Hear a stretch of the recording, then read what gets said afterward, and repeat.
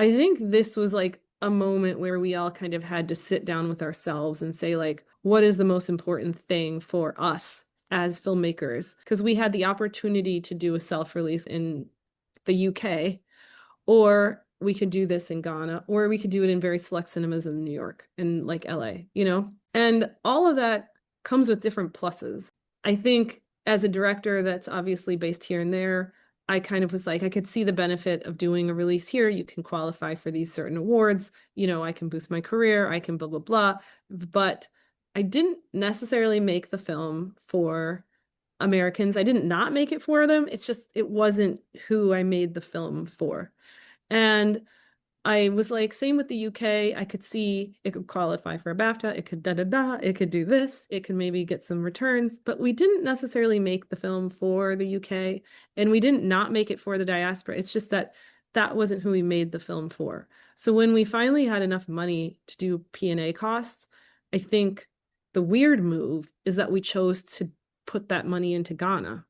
And I think that was just important to us because we were like, this is who we made the film for. This is where we wanted the audience to see themselves reflected back at themselves in this way.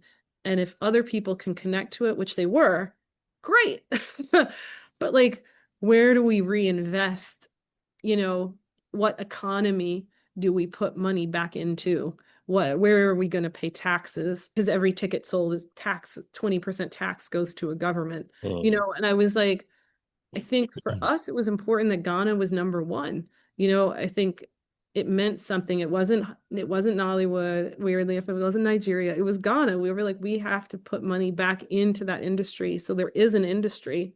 We're not just taking a product and farming it out, but we want to kind of reinvest back into that industry. And it worked for us. You know, like we put the money back into Ghana and Ghana put the money back into us. So it wasn't like we made tons because you're Right. selling tickets in CD, but we at least made our P&A money back so that we could, you know, now look at doing a small release in Nigeria. And I think that kind of to me said, like, okay, this was the start. This is where we should have started in the cinemas. And if we can get releases other places, fingers crossed. It could happen, you know. Fingers crossed. It sounds like you've kind of inverted the release approach, at least the cinema side, and maybe that's the right way. I mean, because you started in Ghana, you're going to Nigeria, and it sounds like you're going to East Africa.